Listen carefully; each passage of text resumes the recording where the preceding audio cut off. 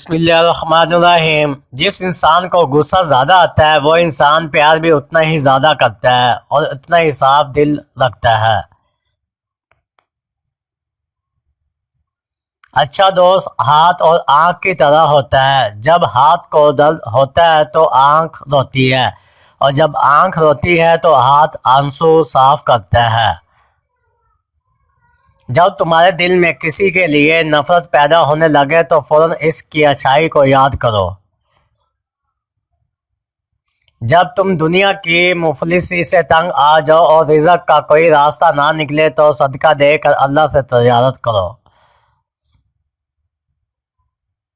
زندگی میں چاہے کتنی بھی خوشیاں ہو ہمارے پاس، لیکن ہم تب تک خوش نہیں ہو سکتے جب تک ہمارے ساتھ وہ نہیں جس کے ساتھ ہم خوش ہونا چاہتے ہیں۔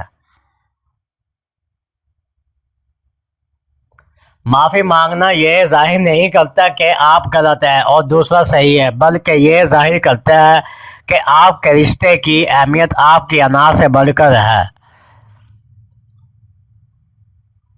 اچھے وقت سے زیادہ اچھا دوست عزیز رکھو، کیونکہ اچھا دوست برے وقت کو بھی اچھا بنا دیتا ہے۔ رشتوں کی خوبصورتی ایک دوسرے کی باتوں کو برداشت کرنا ہے۔ بے عیب انسان تلاش کرو گے تو ورنہ اکیلے رہ جاؤ گے۔ جب انسان کی عقل مکمل ہو جاتی ہے تو اس کی گفتگو مختصر ہو جاتی ہے۔ حضرت علی سے کسی شخص نے پوچھا، میں بہت کوشش کرتا ہوں کہ صبح کی نماز پڑھوں پر اٹھا نہیں جاتا۔ حضرت علی رضی اللہ عنہ نے فرمایا، یہ نیند کی وجہ سے نہیں بلکہ جو تم سارے دن میں جو گناہ کرتے ہو وہ تمہاری گردن میں توق، ہاتھوں میں ہتھ کڑی اور پاؤں میں بیڑیاں باندھ کر تمہیں اٹھنے نہیں دیتے۔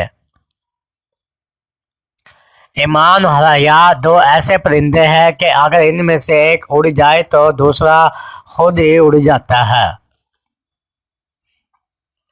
اس شخص کی دوستی پر اعتبار نہ کرو جو اپنے اقرار کو پورا نہ کرتا ہو۔ یہ ایک دنیا ایک مقررہ وقت تک رہے گی اور آخرت ہمیشہ تک۔ معاف کرنا سب سے زیادہ اسے زیب دیتا ہے جو سزا دینے پر قادر ہو۔ جس کی امیدیں اللہ کے ساتھ ہو وہ کبھی ناکام نہیں ہو سکتا۔ ناکام وہ ہوتا ہے جس کی امیدیں دنیا والوں سے وابستہ ہو۔ اخلاق وہ چیز ہے جس کی قیمت کچھ نہیں دینا پڑتی مگر اس سے ہر چیز خریدی جا سکتی ہے۔ جو حق کو چھوڑ کر عزت کا طلبگار ہوتا ہے وہ ذلیل ہو کر رہ جاتا ہے، اور جو حق کے ساتھ دشمنی رکھتا ہے ذلت اس کا ہمیشہ کے لیے مقدر بن جاتی ہے۔ ہتھیاروں سے جنگ تو جیتی جا سکتی ہے مگر دل نہیں، دل تو کردار سے جیتے جاتے ہیں۔